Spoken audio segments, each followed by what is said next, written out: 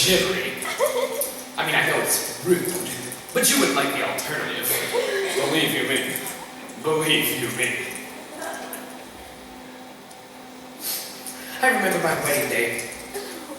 I had made breakfast that morning, and while the ceremony wasn't until 4 in the afternoon. I do. Are you surprised that I was married? Well, there you go. You shouldn't go making assumptions about people, should you? It's very rude. I'm a very, very complicated person. Oh dear. I have to pee. I'll be back in a jiffy. But in the moment, you can listen to the beginning of Act 2.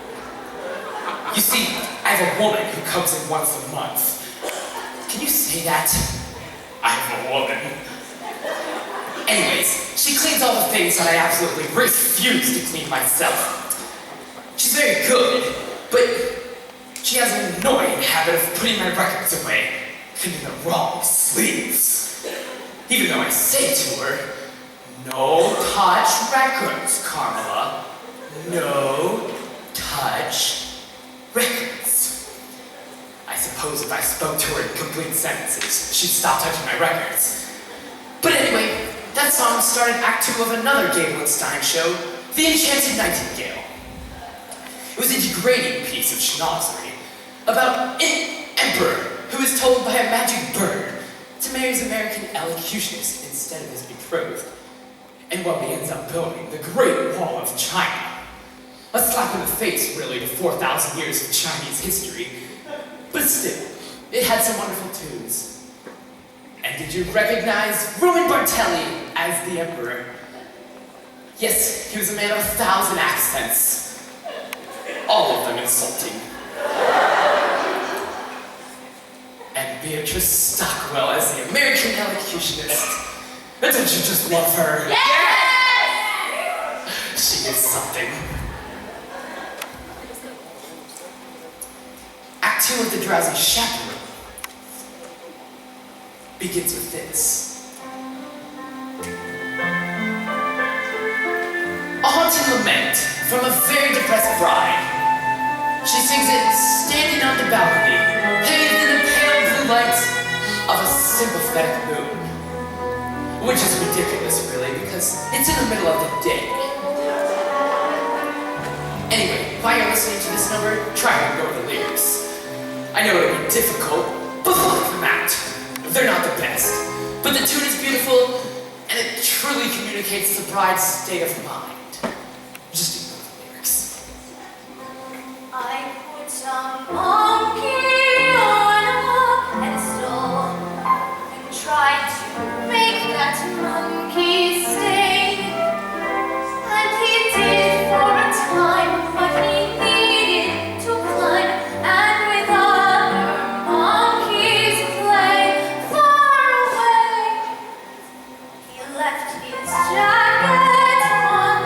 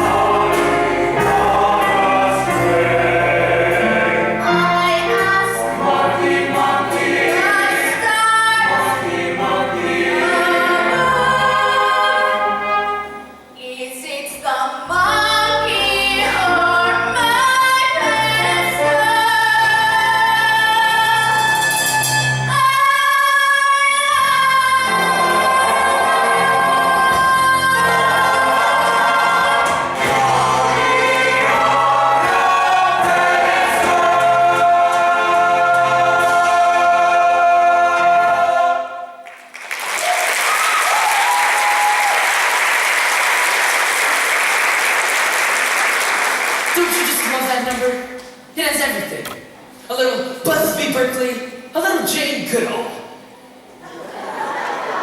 And that's another thing I love about musicals in general.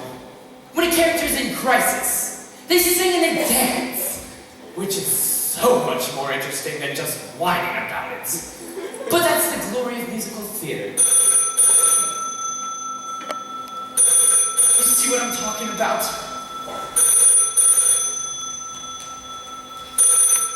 What?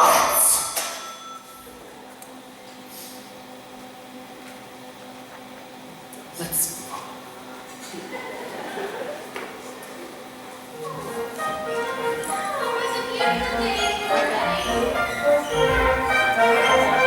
Madam. Should I have the pews removed now or in the morning? Now I'm gonna stop here for a moment because I don't want this number being ruined by another ringing telephone. Here we have two vaudeville performers who have slipped through the cracks of time.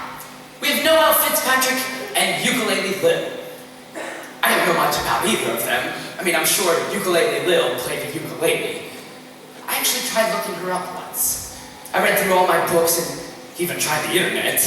But all my searches ended up with pictures of Tiny Tim's autopsy. Anyway, they're both charming. Why would you have refused? The bride has called off the wedding, madam. Oh, I really never listened to a bride after a wedding. Love is a very complex emotion under it. Yes, madam. For example, 1 minute you can be very close to someone, and then the next minute, do you understand? Yes, madam. I'm quite familiar with the urge to strangle. You see, that's just the nature of love. Love makes love a story. Love makes love a sweat. Here's a fact on which we can depend. Just like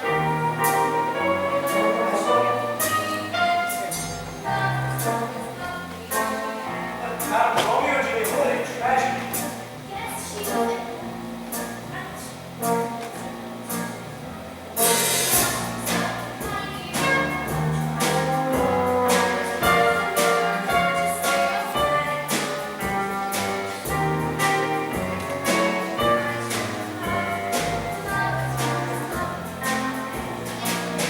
She lost her head, madam.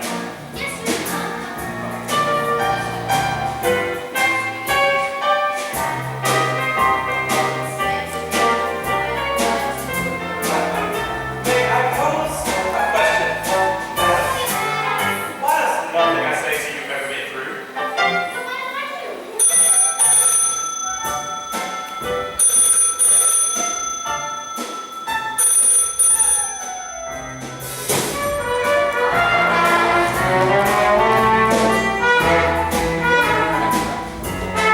Love is always lonely in the end. Madam, that was quite taxing. I didn't know when to fix myself. Think about those.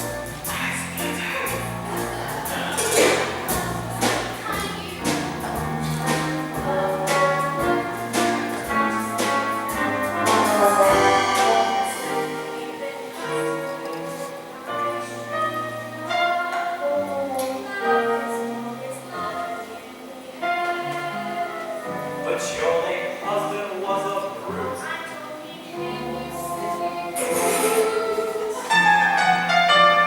Love is always lovely. Love is always lovely. Love is always lovely in the end. Love is always lovely in the end.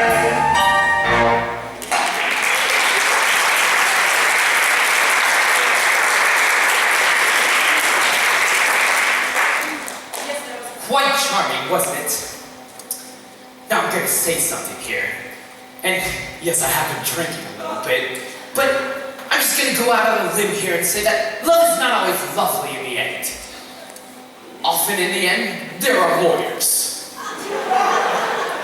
And another thing. Surely someone was aware of the awkward sexual connotation of that title. But love is always lovely in the end. I mean, is it just me? I guess what I'm just saying is that number's naive. And irresponsibly so. Sorry. I just thought that needed to be said for the benefit of the young people. I won't interrupt anymore, but there's a moment coming up that I've just become obsessed with. Oh, there you are, Chaperone. I'm in a terrible state. You certainly are, poor dear. You can't go to the wedding looking like that. Oh, haven't you heard? The wedding's been called off. No, not your wedding, mine. You're getting married? But to whom? La la la la. Here is your orange.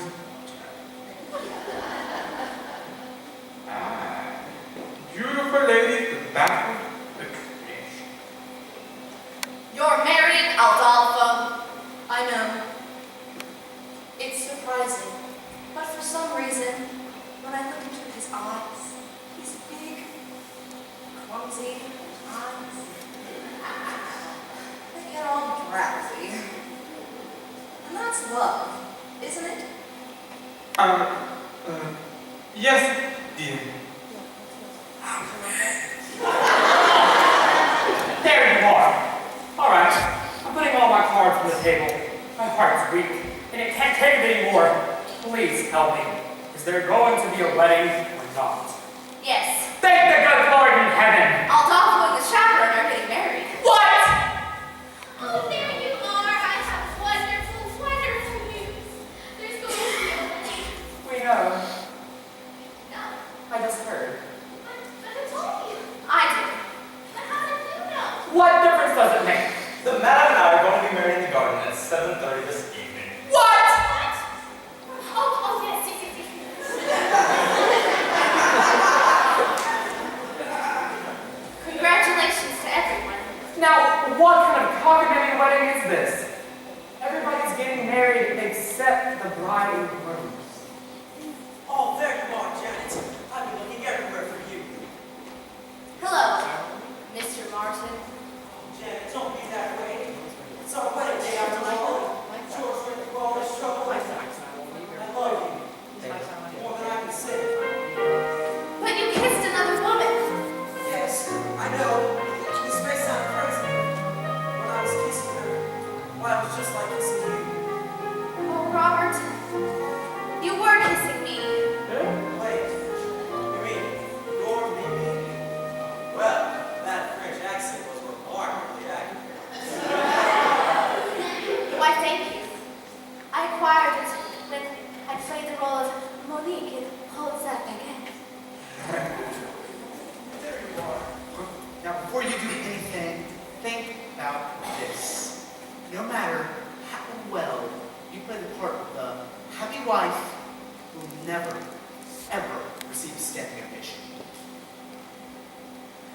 Oh, I don't know.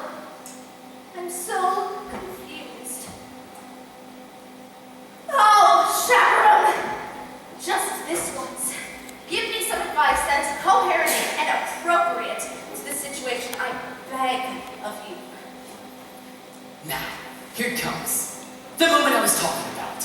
And not only is it the culmination of the plot, but it's a moment that has fascinated me and brought me back to this record again and again and again. Here it comes. Well, dear, my advice to you is And this is it. swallow your pen. You see?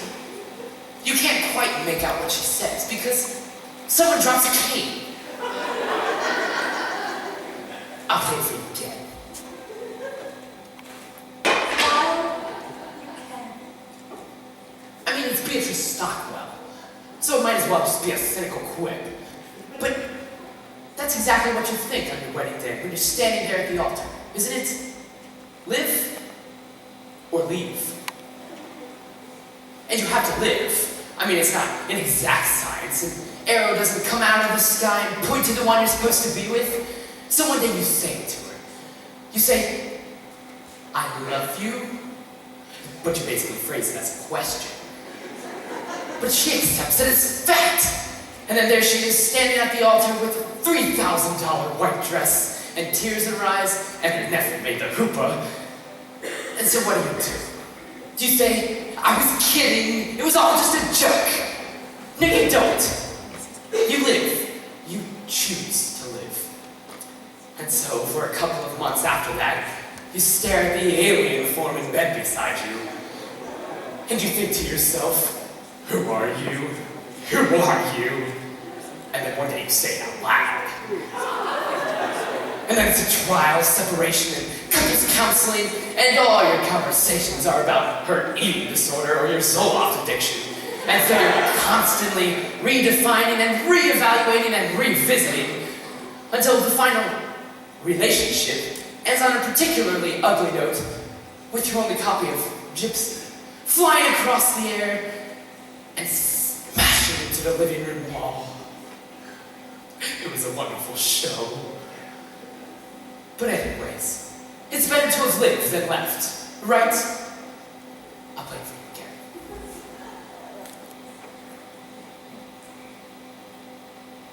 Why you then? You have no idea how many times I've listened to that. Oh, Chaperone, my answer is yes. I will marry you. Wonderful, wonderful! Well, Mr. Felizig, it looks like this wedding's a done deal. And there's nothing you can do about it. But there is. I found a replacement. A new leading lady.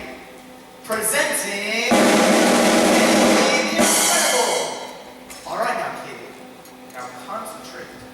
Show the boys I can read. Mine.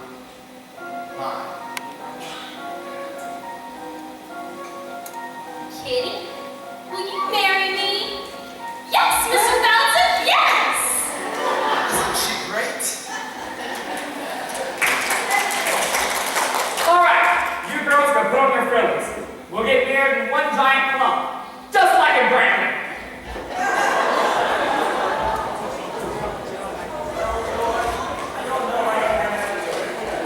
Four weddings in one day. I guess everybody's best man now. I am. Yeah. I am. Hooray! That's George, that's George, the best man George. I'm honored to be doing what a best man on. He's back in the blood of a bright metal bond. Wedding bells will ring, wedding bells will chime, wedding bells will celebrate a happy wedding time.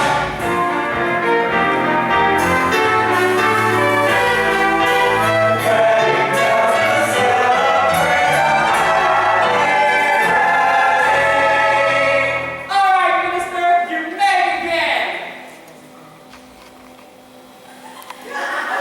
Oh no. I forgot the minister!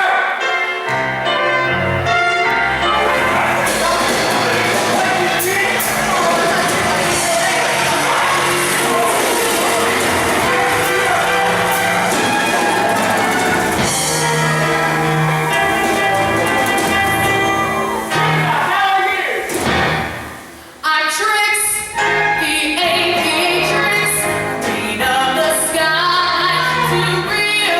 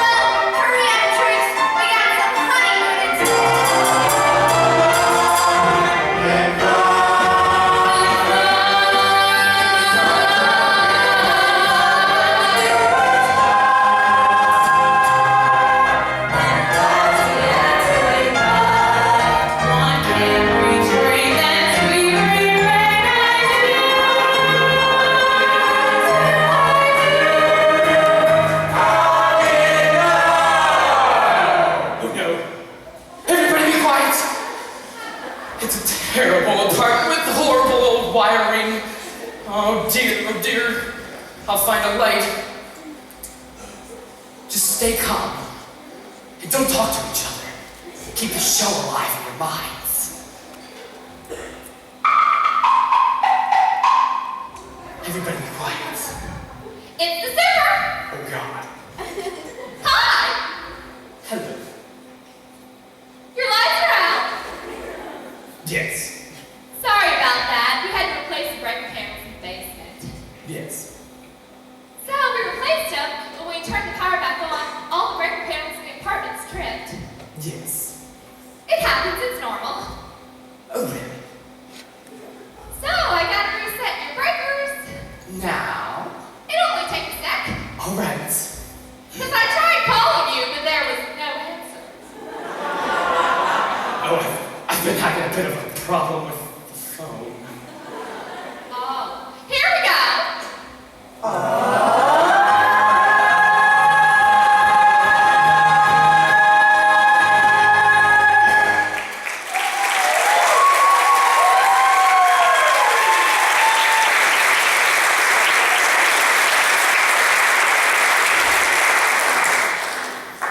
What was that?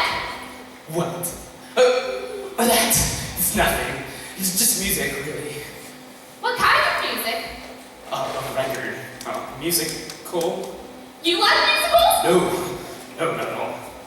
I love musicals. Me and my husband go all the time. It's crazy what they do nowadays. I went and saw Miss Saigon. They land a helicopter on the stage in that one. Yeah, I've seen them all. I've seen Cats, Les Mis. I've seen Saturday Night Fever. Oh, I like that one as a movie better though. Oh, really? All right, goodbye. And that's that. One note away from the end of the